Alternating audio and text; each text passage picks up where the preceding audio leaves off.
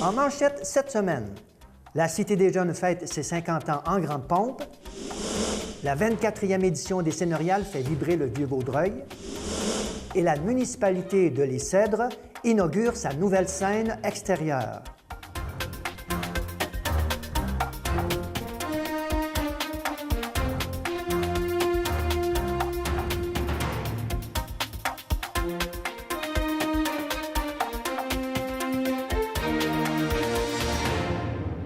Bienvenue à votre hebdo régional. Eh bien, les festivités du campus de la Cité des Jeunes se poursuivent. Effectivement, le 28 mai dernier avaient lieu les grandes retrouvailles dans le cadre des fêtes du 50e de la Cité des Jeunes à Vaudreuil-Dorion.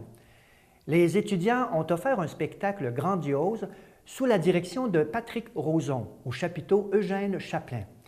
Pour l'occasion, de nombreux anciens élèves et invités de marque se sont déplacés, dont l'honorable Paul Gérin-Lajoie, aujourd'hui âgé de 95 ans, qui a été le grand instigateur de la réforme scolaire dans les années 60.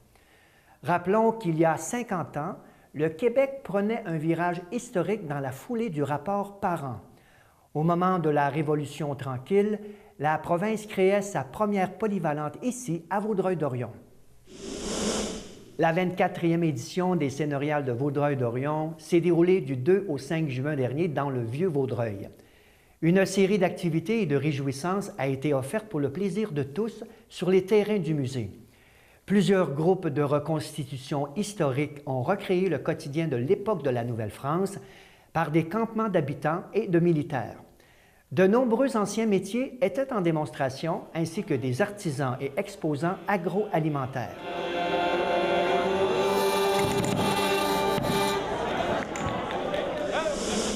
Le 1er juin dernier, la municipalité de Les Cèdres a inauguré sa nouvelle scène extérieure des Jardins, située dans le pôle récréo-culturel près de la bibliothèque municipale. La scène bénéficie de gradins aménagés de façon naturelle à l'aide de pierres provenant du site. Construit au coût de 20 000 $ avec la participation financière de la Caisse des Jardins de Vaudreuil-Soulanges, cette infrastructure constitue un lieu de diffusion accessible pour le développement des talents régionaux. Pour l'occasion, Isabelle Young a eu la chance de fouler la scène au grand plaisir des citoyens. C'est vraiment le fun, c'est une belle scène, c'est vraiment spécial d'être la première à chanter sur cette scène. En fait, je ne suis pas la première, il y a comme un petit nid d'oiseau dans le coin, fait que je n'étais pas la première à chanter, mais j'ai aimé ça. La MRC de Vaudreuil-Soulanges a annoncé la nomination de Simon Bellemare à titre de directeur général adjoint à la MRC de Vaudreuil-Soulanges. Détenteur d'un baccalauréat et d'une maîtrise en sociologie, Simon Bellemare compte également 5 années d'expérience dans le milieu municipal. Dès son entrée en poste, Simon Bellemare assurera la direction du greffe de la MRC, de la Cour municipale régionale, de la comptabilité, des ressources humaines, du Fonds de voirie régionale, ainsi que l'équipe du secrétariat. Les députés de Soulanges et de Vaudreuil saluent le lancement du programme Action Climat Québec qui vise à mobiliser les citoyennes et citoyens dans la lutte contre les changements climatiques. Au cours des 2 prochaines années, l'ensemble du programme disposera d'une enveloppe de 12 millions de $.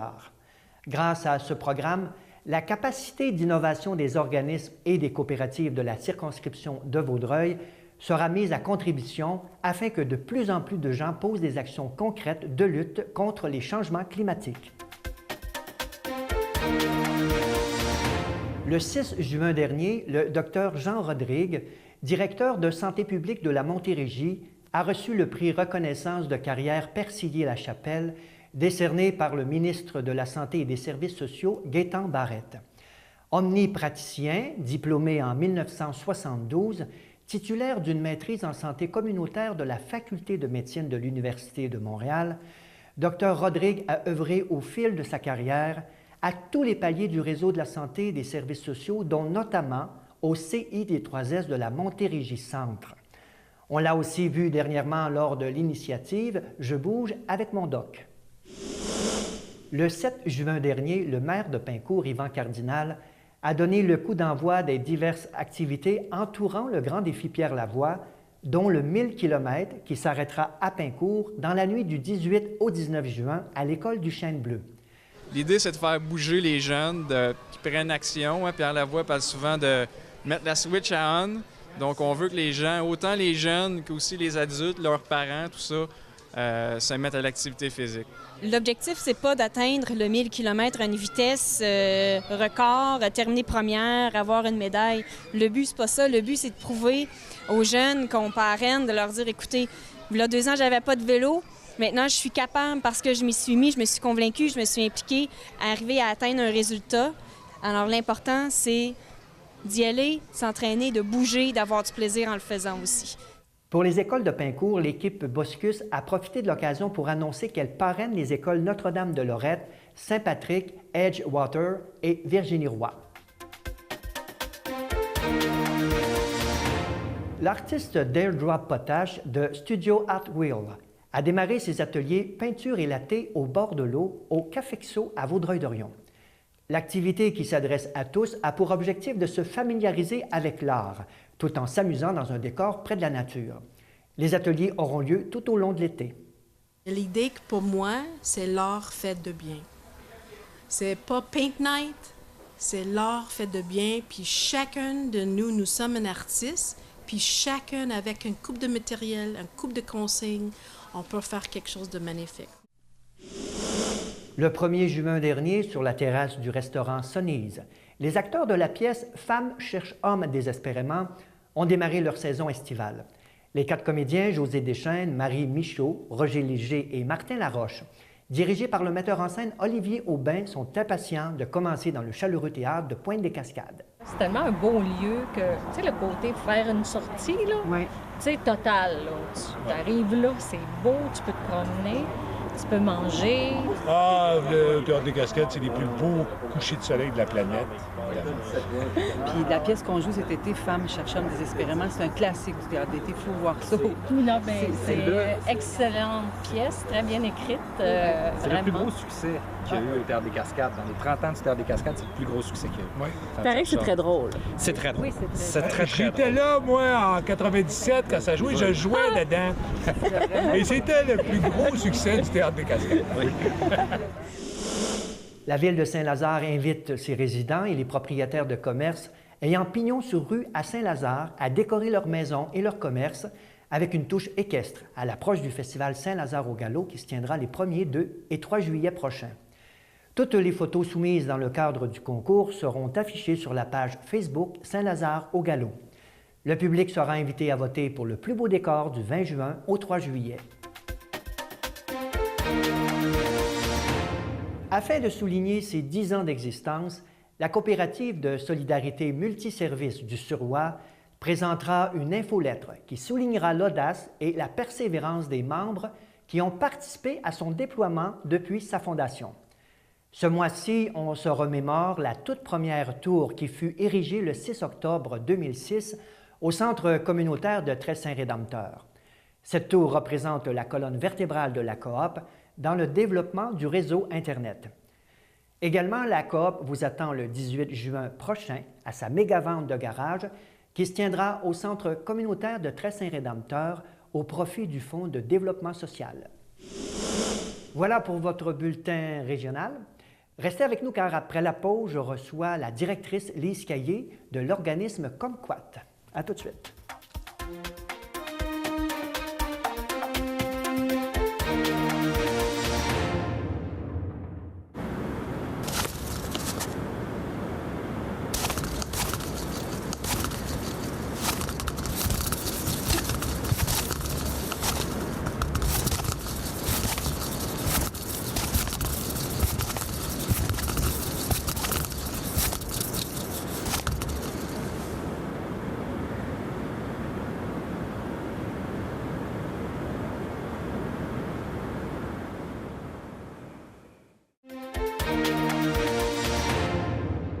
Aujourd'hui, je reçois la directrice de l'organisme Kumquat, Mme Lise Caillé. Bonjour, Madame Caillé. Bonjour. Vous allez bien? Ça va très bien, merci.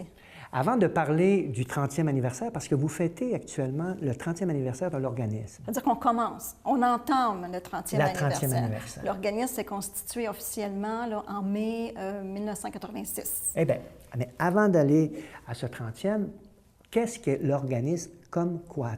On dit Kumquat. Oui, on dit Kumquat. Il y en a qui vont dire Kumquat. Bon, enfin, nous, on a décidé de l'appeler Kumquat. Oui. Et Kumquat, d'abord, c'est un acronyme qui veut dire quelque chose. Alors, ça veut dire communication 4 phases. 4 phases. 4 phases. Et les 4 phases sont savoir lire, écrire, écouter et parler. Bien, c'est exactement ce qu'on fait à Kumquat.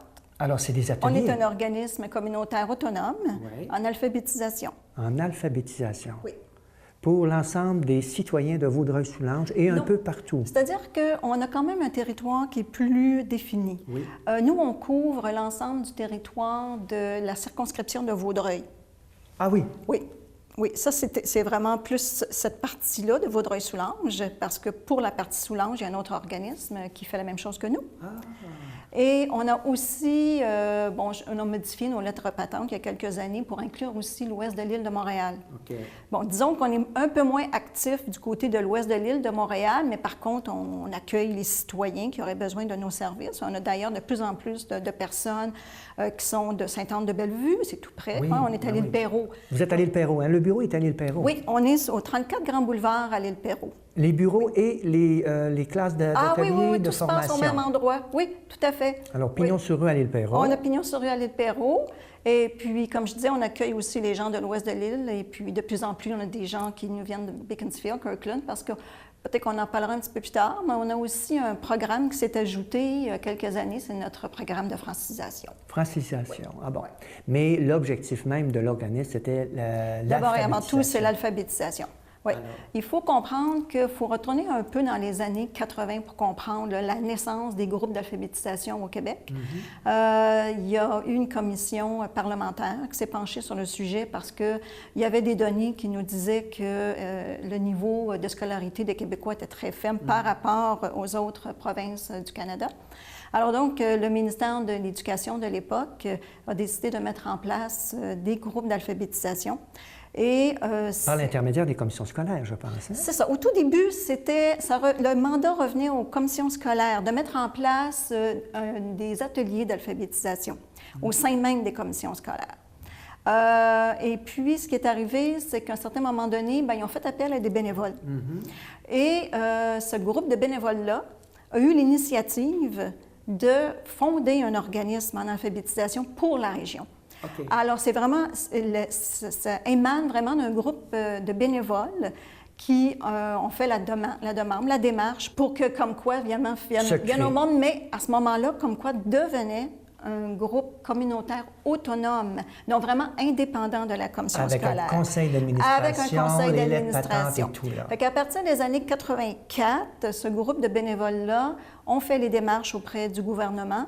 Et en 86, officiellement, en mai 86, on a eu nos lettres patentes officielles. C'est parce que j'imagine que les bénévoles, à l'époque, se sont rendus compte qu'il y avait une demande énorme. Il y avait effectivement une demande. Est-ce qu'il y a beaucoup d'analphabètes, de citoyens analphabètes ici dans la région? Écoutez, le problème, disons que quand les groupes d'alphabétisation ont été fondés dans les années 80, évidemment, ça s'adressait plus à une clientèle de personnes qui n'avaient pas eu la chance d'aller à l'école. On s'entend, là. Hein? Alors là, on parle de personnes nées d'une génération de personnes nées dans les années 40, avant 50 et 60. 40, 50, 60. Ah, c'était surtout, ça s'adressait surtout à ces gens-là. Okay. Mais au fil des ans, évidemment, la clientèle a changé. Ce qui arrive maintenant, il faut expliquer que l'alphabétisation, ce n'est plus nécessairement que des personnes qui ne sont capables de ni lire ni écrire. Maintenant, on a des niveaux d'alphabétisation. Il y a 5 niveaux. Okay. Alors, les 3 premiers niveaux, c'est les 3 premiers niveaux dont nous, on se préoccupe comme Kumquat. Alors, le premier niveau, évidemment, la personne a énormément de difficultés à lire. Et évidemment, au niveau de l'écriture, c'est extrêmement difficile. Le niveau 2, la personne elle a un petit peu plus de compétences en lecture. Elle est capable de lire des choses, mais il ne faut pas que ça soit non plus trop compliqué à lire. Elle est capable d'écrire. Elle fait encore beaucoup de fautes. Au niveau 3, et ça, c'est le niveau souhaité, Ça, c'est le niveau où la personne devient une personne fonctionnelle en tant que citoyen, autant dans son travail que pour sa communauté. Alors, le niveau 3, la personne est capable de lire, est capable de comprendre, est capable d'écrire. Excusez. Mais là, après ça, le niveau 4, le niveau 5, évidemment, on s'adresse à des personnes... On peut parfaire notre alphabétisation. Absolument. Au niveau 4, ça arrive quand nous avons des gens qui sont là pour, comme vous dites, améliorer leur français, au niveau de l'écriture surtout. Bon, le niveau 5, là, on s'adresse à des gens qui ont déjà quand même de très bonnes compétences en lecture et en écriture. Ce n'est pas vraiment notre clientèle. OK.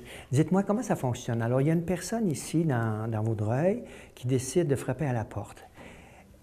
Vous la recevez et puis là, vous allez faire une évaluation? Comment ça fonctionne? Oui, tout à fait. La façon que ça fonctionne, c'est que bon, la plupart du temps, les gens nous contactent avec le téléphone. C'est par téléphone. Et puis, nous, ce qu'on fait, c'est que on aime beaucoup rencontrer la personne. Est-ce qu'il y a un petit examen de préparation? Tout à fait. Ils rencontrent d'abord nos animateurs formateurs et la personne, on lui pose des questions. On lui pose des questions à savoir pourquoi vous faites cette démarche-là, quel est votre objectif? Vous savez, il y a des gens qui sont ils ont honte aussi, hein, les personnes de 60 ans et plus souvent qui ont de la difficulté. Comment ça fonctionne? Il y a une confidentialité. Ils n'ont pas besoin d'avoir 60 ans, je vous le dis. Hein? Oui? Non. Quel que soit l'âge, tout à fait. Comme je vous dis, on rencontre la personne, on jase avec la personne parce qu'on veut vraiment connaître ses besoins. Pour certaines personnes, le besoin, c'est tout simplement d'apprendre à lire parce qu'ils n'ont jamais eu la chance. Pour d'autres personnes, c'est un objectif de pouvoir retourner à l'école et terminer son secondaire 5. Une mise à niveau. Absolument. Ah oui. Et pour d'autres personnes, bien, c'est un retour à l'emploi. Ça s'adresse à des 18 ans, à des adultes, en fait. 16 ans et plus. 16 ans et plus. 16 ans et plus et pas d'âge, là. Nous, c'est 16 ans et plus. Et comme le doyen, en ce moment, il y a 80. Là. Wow! Combien ça coûte pour aller suivre un atelier? Est-ce que c'est dans un atelier ponctuel ou c'est dans l'année? Il y en a plusieurs? Comment ça fonctionne? Bon, alors, la façon que ça fonctionne, c'est que la personne... Nous avons des ateliers d'écriture du français, des ateliers de conversation en français, des ateliers aussi d'alpha-équivalence. J'y reviendrai un peu. Alors, comme je vous dis, quand on rencontre la personne, on regarde c'est quoi son besoin, on analyse, la personne fait son inscription et tout se fait dans la confidentialité, ça c'est sûr. Et à partir du moment où on détermine exactement le besoin de la personne, on va dire, bon, écoutez, vous pouvez vous joindre à tel groupe, dans tel atelier. Ou on peut aussi décider que cette personne-là va plutôt faire une démarche en tutorat avec nos personnes bénévoles. Mais les ateliers, ce sont vraiment des ateliers qui sont cédulés dans notre horaire. Et la personne va choisir de s'inscrire à l'atelier qui répond le mieux à son besoin. Alors, on a des ateliers de jour, on a des ateliers de soir. Et, par exemple, si je prends l'atelier de français 1 qu'on appelle, finalement, ça, c'est notre atelier d'écriture de base du français, c'est donné une fois par semaine, tous les lundis matins. En concurrence de 2 heures? 2h30. Parfait. 2h30. Et puis, on a aussi un atelier d'écriture de niveau 2, donc plus intermédiaire. Toujours 2h30? Toujours 2h30. Ce sont des professionnels. Ce sont des professionnels qui donnent l'équipe de base, comme quoi, est composée d'une directrice, moi-même, et de 2 animateurs formateurs, François et Nathalie. C'est vraiment notre petite équipe de base, là. On est une toute petite équipe. Et se joint à ça, évidemment, nos bénévoles tuteurs. Oui, vous avez soulevé un minimum de frais d'inscription qui est de combien? Qui est de 20 seulement. Bon. C'est vraiment considéré comme un frais de service. Les ateliers sont gratuits? Les ateliers sont gratuits. Alors, la personne a pu s'inscrire à un atelier, a pu s'inscrire à 2 ateliers si elle souhaite, et la personne vient... elle vient le temps qu'elle veut. Dans le fond, c'est vraiment la personne, elle vient selon ce qu'elle a de besoin. À son rythme. À son rythme, absolument. Et ça, c'est très important chez nous de respecter le rythme d'apprentissage. Alors, s'ils sont 5 à 12, c'est combien un nombre de personnes dans un groupe? Dans un groupe, ça varie de 5 à 12 personnes. Ce sont vraiment des petits groupes. Oui, l'apprentissage doit être plus rapide. Tout à fait. Mais évidemment, nous, on respecte le rythme d'apprentissage à la personne. Alors, la personne, elle peut venir pour 3 mois, 4 mois, elle peut venir pour 1 an. Et nous avons même des gens, ça fait des années qu'ils viennent chez nous, 3 ans, 4 ans. Alors, vous voyez, quand on décide de s'inscrire dans un processus, ouais, c'est ça. Quand on s'inscrit dans un processus d'alphabétisation, ça peut être long pour certaines personnes. Et c'est ça qu'il faut respecter. Parce que pour certaines personnes, ils vont remonter là, vraiment là, très loin. On commence avec la base. Et quand je dis la base, c'est l'alphabet. Il faut revoir. Et il y a des approches aussi qui sont complètement différentes. La langue française évoluée. Tout à fait. Est-ce qu'ils ont des devoirs? Oh non. Ils n'ont pas de devoirs? Ils n'ont pas de devoirs. Ils ne font pas de devoirs à la maison? Ah, pas vraiment, non. C'est vraiment... C'est pas vraiment, non. Non, il n'y a pas vraiment de devoirs. Écoutez, ce sont des là. adultes. Wow. Alors, ce sont des adultes. On tient compte aussi que ces gens-là, il y en a qui travaillent. Donc, ils ont une vie professionnelle, ils ont des enfants. Ils ont une vie familiale, une vie personnelle. Donc, c'est un adulte. Alors, donc, nous, non. Pour les devoirs, c'est très rare qu'on donne des devoirs. La personne se présente à son atelier. Déjà là, la présence de la personne, c'est beaucoup pour nous. Alors, donc, comme je vous disais, la personne vient le temps qu'elle veut. L'organisme, Lise, dites-moi, il est financé comment, cet organisme-là? Alors, l'organisme, on a un bailleur de fonds, c'est le ministère de l'Éducation. Alors ça, ce sont les partenaires? Tout à fait. Ça, c'est notre bailleur de fonds principal. Parfait. Oui, parce qu'on relève du ministère de l'Éducation. Mais vous n'êtes pas accrédité pour remettre des diplômes? Non, hein? nous, on n'a pas le droit. Vous êtes là, c'est de la formation pour que la personne pourrait, elle, après ça, s'inscrire dans une école reconnue. Oui, on est une ressource... je dirais, parallèle au système scolaire régulier. Tout à fait.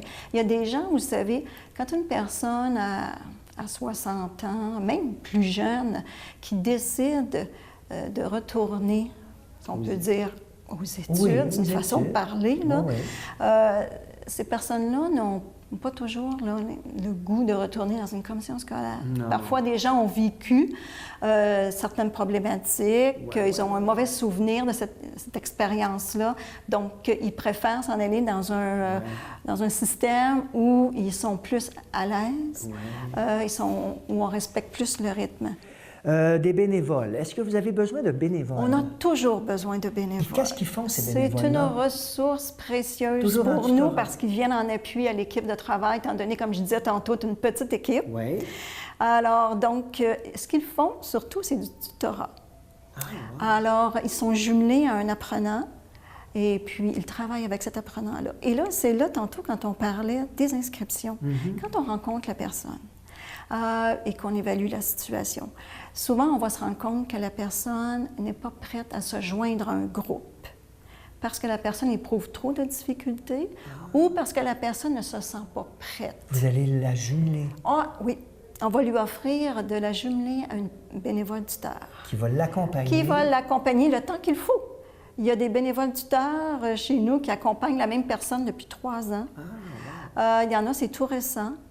Alors donc, nous, ce qu'on fait, c'est rassurant. Pour les bénévoles tuteurs, c'est moi qui les rencontre à bord. Je leur présente l'organisme, la façon de fonctionner. Et s'ils sont intéressés, ils s'inscrivent. Et ce qu'on fait, c'est qu'on regarde évidemment leur disponibilité, leurs intérêts. Alors, on invite les enseignants retraités. Il y en a déjà chez nous, absolument. On en a. Et ce n'est pas juste des enseignants retraités. C'est des gens de Il y a des gens qui ont occupé des fonctions de secrétaire, dans la haute direction, infirmière, travailleur social. Alors, on les invite. S'ils ont du temps donné, imaginons qu'on jumelle une personne bénévole. Ça va en 2, 3, 4 heures semaine, à peu près? Ça dépend. Ça dépend de la... Évidemment, ça dépend de la disponibilité du bénévole et de l'apprenant. Nos bénévoles, on leur demande quelle est votre disponibilité. On demande au moins 1 heure par semaine, minimalement. 1 heure par semaine. Parfois, ça va être plus pour certaines personnes. Mais au moins 1 heure par semaine. Parfois, ça va... On demande 1 heure parce que c'est... Vous savez, quand on travaille avec une personne sur le plan individuel, 1 heure, c'est suffisant. Surtout si la personne, ça fait très longtemps, là... Elle est rouillée, là. Tout à fait, là. Alors, elle a des craintes. Oui, c'est ça. Oui, fait qu'on commence progressivement, 1 heure. Si vous voyez que ça va bien, vous continuez à 1 heure et quart. Parfois, ça peut être plus long. Donc, mais il faut vraiment y aller de façon progressive. Et nos bénévoles, on les soutient. Alors, à partir du moment qu'ils commencent le tutorat avec un apprenant, on les suit, on les aide avec le matériel. Alors ça, il n'y a pas d'inquiétude à avoir de ce côté-là. Parce qu'il faut mentionner qu'il n'existe pas un programme particulier pour l'analphabétisme. Le gouvernement Alors, c'est comme quoi qui vient pallier à ce manquement-là. Tout à fait, oui. Parce que ce qui est important, et ça, c'est respecté par notre bailleur de fonds, qui est le ministère de l'Éducation, on est un organisme communautaire et on est là pour répondre aux besoins de notre communauté. C'est-à-dire qu'on ne peut pas dire qu'on va mettre en place un programme puis on va le suivre. C'est pas comme ça se passe dans les commissions scolaires. D'accord? Il n'y en a pas. Nous, on y va selon les besoins de notre communauté. Alors, on crée notre propre matériel. On développe nos propres ateliers. Dites-moi, j'imagine qu'il y a aussi des nouveaux arrivants. Quand je dis des nouveaux arrivants, ce n'est pas nécessairement des Québécois, là. Non. Pas des nouveaux arrivants de la Gaspésie, mais il y a des immigrés là, qui viennent ici dans la région. Oui, tout à fait, des Alors, personnes immigrantes. ces personnes-là peuvent frapper à la porte aussi, là. Absolument, parce qu'on a un programme de francisation. Oui, comme vous dites. Que l'on a en collaboration avec le ministère de l'Immigration, de l'Inclusion, le ministère de l'Immigration, de la Diversité, de l'Inclusion du Québec. Oui, on préfère dire le midi, c'est plus court. Ah, ben oui, c'est bien dit. Oui, c'est un programme qu'on a mis en place maintenant plusieurs années, depuis 2007 qu'on a ce programme-là. Alors, c'est vraiment un programme qui est différent. On parle d'un programme de francisation. D'accord? Alors, donc, c'est pour les personnes immigrantes qui arrivent au Québec ou qui sont au Québec depuis très longtemps. Pour nous, le critère d'admissibilité, c'est que la personne soit née à l'extérieur du pays. C'est tout. C'est ça. Alors, oui. Elle a son 20 à donner pour le dossier. Non, ça, c'est différent. C'est différent avec ces personnes. C'est différent pour le programme de la francisation. C'est gratuit. C'est complètement gratuit. Il faut qu'elle soit née à l'extérieur du pays, mais qu'elle demeure sur le territoire de Vaudreuil. Au Québec. Au Québec? Oui, au Québec. Oui, que la personne ait une adresse au Québec. C'est ça qui est très important. Oui, tout à fait. Alors, nous, on offre le programme des cours à temps partiel de soir. C'est 2 soirs par semaine, donc à raison de 6 heures par semaine. C'est pas apprendre la langue, là. Apprendre le français. C'est apprendre le français. Oui. La personne peut arriver et elle ne parle pas français. Absolument. On a différents niveaux. Alors, on a les niveaux débutants jusqu'au niveau intermédiaire avancé. C'est bon, c'est bon. Et les enseignants, c'est très important à préciser parce que ce sont des enseignants du ministère de l'Immigration du Québec. Accrédités par eux. Tout à fait. Oui. Alors, ils se déplacent, ils viennent à l'organisme et c'est eux qui donnent les cours. Donc, c'est un programme qui est bien précis. Alors, c'est différent de ce qu'on peut faire en alphabétisation. Mais ce qui est intéressant, c'est que les personnes immigrantes qui commencent à la base, qui vont progresser vers un niveau un peu plus intermédiaire, rendu à un certain moment donné, lorsqu'ils ont assimilé le français, ils ont besoin encore de l'améliorer puis de le parfaire. L'écrire. Surtout au niveau de l'écriture. Alors, parce que ces gens-là, au niveau de l'emploi, ils ont besoin encore de l'améliorer au niveau de l'expression orale, au niveau de l'écriture. Alors, ce qu'on fait, c'est qu'on les incite, on les invite plutôt à s'inscrire en alphabétisation pour être capable d'améliorer leur français. Fait qu'ils continuent avec nous au niveau de l'alphabétisation. Merci, Lise Caillé, de vous être déplacée pour nous parler de cet organisme comme quoi qui fête son 30e anniversaire cette année dans notre région. Merci beaucoup. Ça fait plaisir. On vous recevra au 31e anniversaire. Vous viendrez l'an prochain. Peut-être... Au 35e? 35e peut-être, on va espérer. L'invitation est lancée. Oui, merci beaucoup.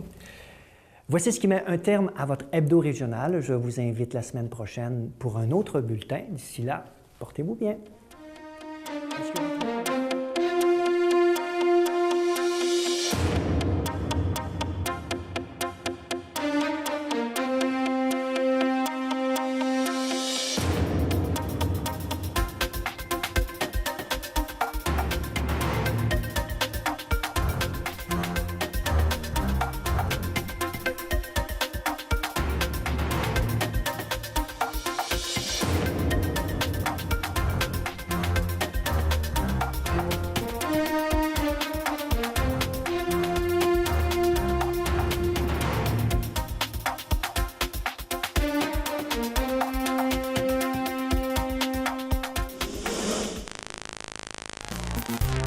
Yeah.